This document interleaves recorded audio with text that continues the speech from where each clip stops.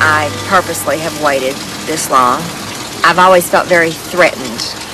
You know, a lot of folks that gave testimony are no longer around to give testimony any longer.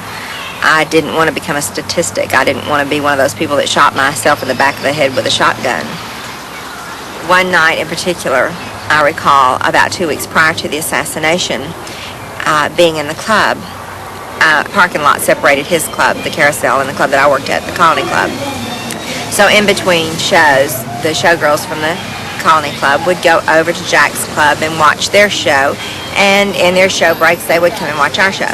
So I had trotted over there that night and was watching the show, and there was a girl that danced there by the name of Jada, and she was sitting at the table with Jack Ruby and another man, and I went and sat down with them to have a drink. As I sat down at the table, Ruby introduced me to the man sitting there at the table with he and Jada, and he said, "Beverly, this is my friend Lee."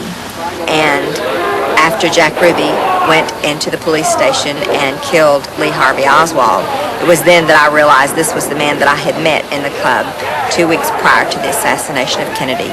Lee Harvey Oswald and Jack Ruby were linked together, and I don't know how, and probably I never will.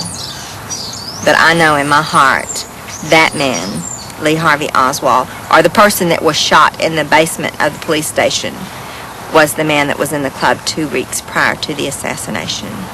As a matter of fact, the next day, Jada gave an interview to the newspaper, and she said the same thing that I'm saying to you now, that she met Oswald 2 weeks prior to the assassination of Kennedy. However, unfortunate it is, Jada is dead, or so they tell me.